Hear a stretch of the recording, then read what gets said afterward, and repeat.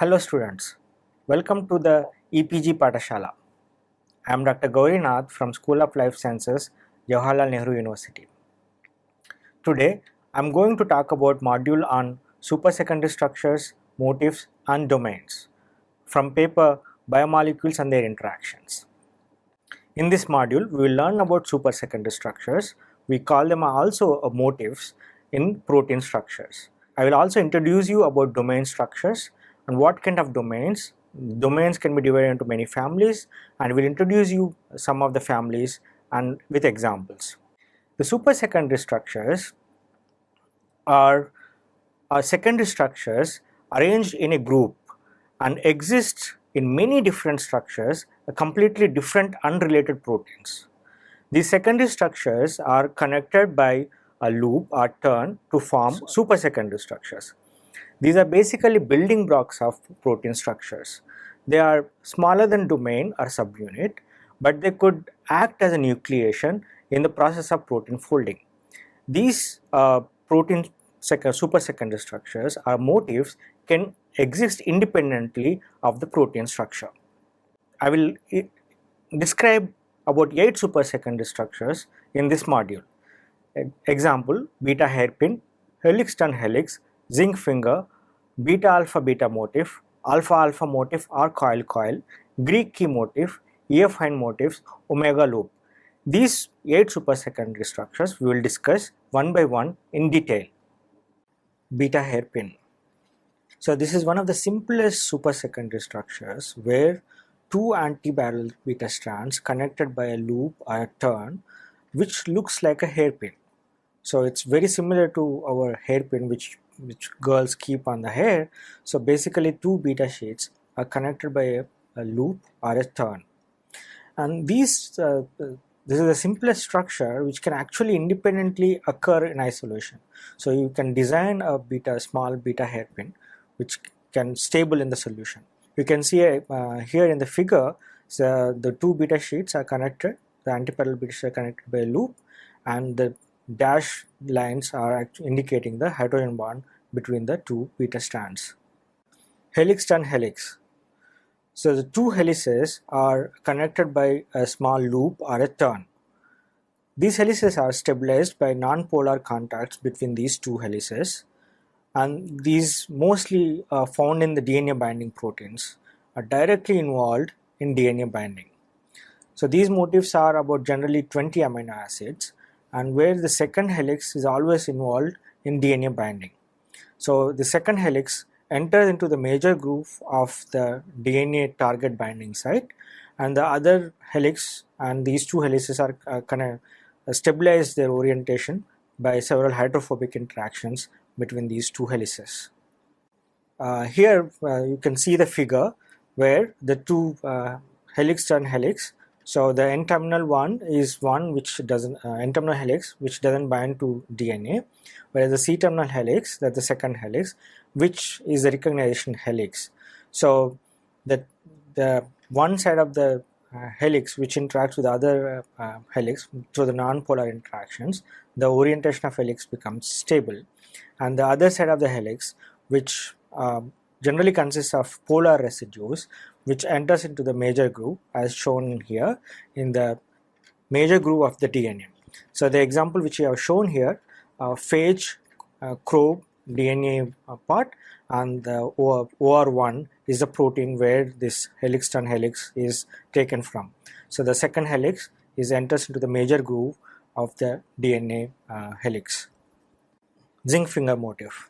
So the zinc atom which stabilizes this structure, and that's what we call the zinc finger motif, and this fold is stabilized by coordination with zinc. So each motif contains about 30 to 50 amino acids. So these motif sequences may not be conserved, they could be very different, but the specific position of cysteine and histidine which remains the constant, and these cysteines and histidine which actually coordinate with the zinc atom. So by simple sequence homology, we may not identify whether this is a zinc finger motif, but a specific pattern of cysteine and histidine if you look into, then you can identify this is a zinc finger motif. And they generally have one small helix and two small antiparallel beta sheets in each zinc finger, and zinc holds this alpha helix and beta sheets together, and zinc finger is mostly involved in DNA binding. You can see the zinc finger motif figure here. So you have two cysteines are separated by 2 to 4 residues, and then you have a large loop about large linker regions, 12 to 14 amino acids, and another small then the histidine. Between the two histidines, about 3 to 5 amino acids. So these two histidines and two cysteines would coordinate with the zinc that kept together this whole structure. So these 12 amino acids and the C-terminal part, which actually forms the long helix, and there are the cysteine side were two beta sheets which form a small two beta sheets where the cysteines come from, and these two together form small zinc finger motifs. And each zinc finger motif will recognize about 3 to 5 nucleotides in the DNA. So zinc finger motif containing proteins generally don't have 1 or 2 zinc finger motifs. They have 3 to 30 zinc finger motifs. So each finger recognizes about 3 to 5 DNA nucleotides, and overall together all zinc finger motifs recognizes large sequence of DNA where they need to recognize. Beta alpha beta motif. Two beta strands are connected by a long region containing alpha helix. So these two beta strands form parallel beta sheets. The loop regions connecting the beta sheet and helix can have a different length, so the length could be vary, and the helix axis is generally parallel to the beta sheets. So basically two parallel beta sheets and one parallel helix in the same orientation. So 3 secondary structures are stabilized by several hydrophobic interactions, the two beta sheets and alpha helix. Almost all the proteins containing parallel beta sheets have this motif. You could also have large loops, but generally they have alpha helix in these motifs. So these motifs are generally found in right-handed conformation, that is helix above the plane of the two beta sheets. So there is a beta sheet, helix just goes above and then takes a turn, another beta sheet comes down. The helix is generally not seen below the plane of the beta sheets. If you look at all the beta alpha beta motifs, the almost 100% the helix is above the plane of the beta sheet in right-handed conformation. So here I have shown the beta alpha motif in the figure. So you can see one as a cartoon where right-handed twist is very clear. So the beta sheet and the alpha helix and another beta sheet. So the beta sheets are below and alpha helix is just above the plane, and the second one is an example from the protein structure where you can see the N-terminal beta sheet is coming and there is a alpha helix above the two beta sheets, and then from the helix the beta sheet is going down and forming a parallel beta sheet with the first beta sheet. Alpha alpha motif or coils. This motif is also given different names. We'll discuss as we go ahead. The coils where two helices are wound up with each other. So the alpha helices are packed together through the hydrophobic interactions. So these two helices are found to be stable in solution. So these two helices by themselves form a stable coil helix. They're generally found in transcription factors, intermediate filaments, etc. They have specific amino acid repeat sequences. They have heptad repeat sequences in these coils. So as I said, they have a heptad repeat. So how come the heptad repeats? So there are 3.6 residues per turn. We know the property of alpha helix. So per 2 turns you have 7.2 amino acids. So if you approximately you take it, there are 7 amino acids per 2 turns. So if you have every first amino acid will come at the same side of the alpha helix. So if you have 7 amino acids can be denoted as A, B, C, D, E, F, G, and where the A and D are hydrophobic residues and E and G are generally found to be charged amino acids. So for every turn, there could be a one hydrophobic amino acid, that's A, or there could be two hydrophobic amino acids, A and D, and these generally come the one side of the alpha helix. So the two alpha helices, so the one side of alpha helix has all these hydrophobic amino acids. So basically it those two alpha helices stick to each other. Now helices is generally straight parallel cylinders, but for consideration we said 7 amino acids per 2 turns, but actually it is 7.2 amino acids per 2 turns. So if you take longer coils, so if you increase as the length of the coil helix increases, they actually look like each alpha helix is wrapping with each other. So that's why they are called coiled coils. So one alpha helix is a coil, and the two alpha helices, they wrap up each other. So that's why we call them as a coiled coil. So the simplest example is GCN4, which is which is a transcription factor. So here I've shown the structure of coiled coil. So you can clearly see that A and D of the two helices, which are seen coming at the one side. So here very easily, all of them are leucines. So the leucine are from the one helix and the leucines from other helix, they come together and forms a strong hydrophobic core in the center.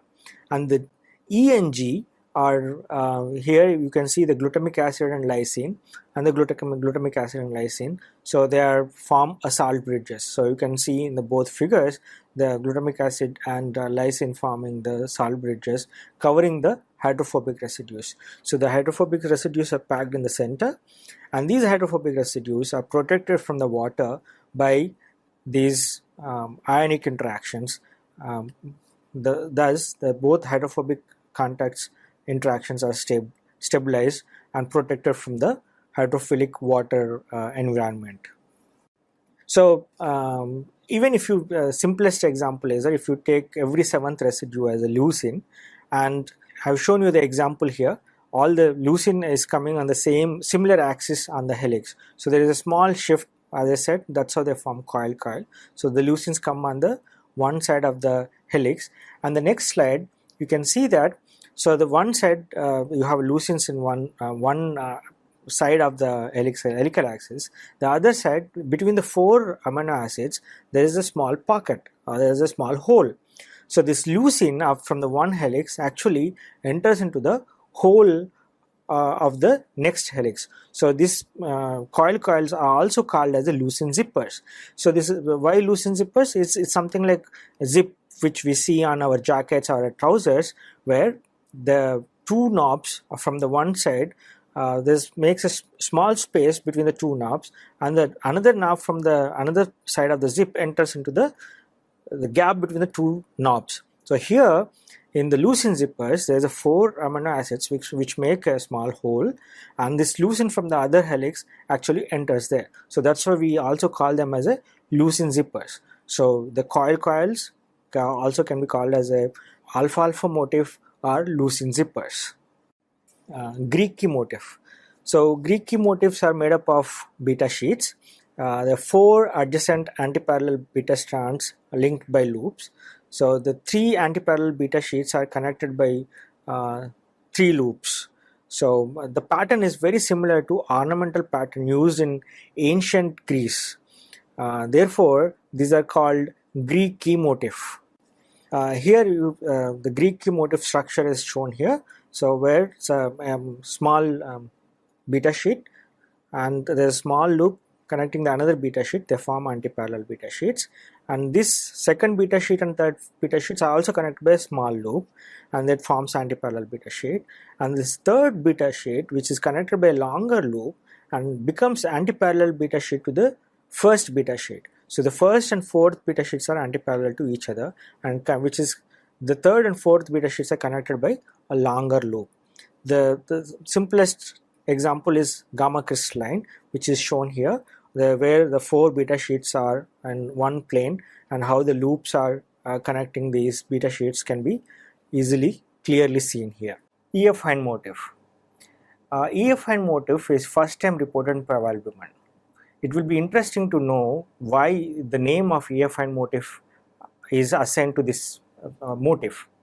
The first time when Pave-Albumine structure was determined, the helices were named after A, B, C, D, E, F. So the loop containing 5th helix and the 6th helix, connecting the 5th helix and 6th helix, are actually bound to calcium. And because its helix was named after E and F, it's termed as E affine motif. And interestingly, even now, we call wherever the calcium binding motif, which has a similar kind of structure, we call it as a E affine motif. Now the E affine motif generally has 12 amino acids, and because it binds to calcium, the carboxy containing amino acids are common. The carboxyl group of aspartic acid, glutamic acid, and main chain carbonyl groups coordinate with calcium. Now, E affine motifs are seen in almost all calcium binding calcium signaling proteins, example calmodulin, troponin C. Generally, they are a very typical sequence where the first amino acid is always aspartic acid, third amino acid is always either aspartic acid, asparagine, fifth amino acid is always aspartic acid, sixth amino acid is mostly glycine, and 12th amino acid is always mostly glutamic acid. Now, these two helices are bound to calcium, and these helices, when the calcium is bound, they are perpendicular to each other. But this is the loop, this is a helix E and this is a helix F. Now, when this calcium is bound to this loop, these two helices are perpendicular to each other. But when the calcium is removed or released, these helices become parallel to each other. Now, in the protein structures, E affine motifs function as a couple or as together. The two E affine motifs come together to form a functional domain. So, when the calcium is there, two E affine motifs open up, and there is a hydrophobic core in the center, and this hydrophobic core can interact with other proteins and induce a conformational change in the signaling pathway where they are involved in. When the calcium is not there, when these two helices become parallel to each other and the hydrophobic core collapses. When the calcium is not there, when the hydrophobic core is closed, these domains cannot interact with the target proteins. And that's how the calcium signaling changes the conformation of calmodulin or calcium binding proteins or calcium signaling proteins, and that eventually change the function of the target proteins. So the E affine motifs, as I described before, the calcium bound E affine motifs which are perpendicular to each other. So when the calcium is bound, you can see the aspartic acid and glutamic acid which are interacting with the calcium. They are perpendicular to each other. So this is a classical example of calmodulin and crystal structure. So when the calcium is removed, this structure becomes completely collapsed, and these two helices become parallel to each other. So the right side one, which is shown here, unbound structure, where the two helices becomes parallel to each other. In the slide 25, I have shown you the movie when the calcium is removed and when the calcium is present, how the structural changes is taking place from the parallel to anti-parallel, from perpendicular to parallel alpha helices taking place.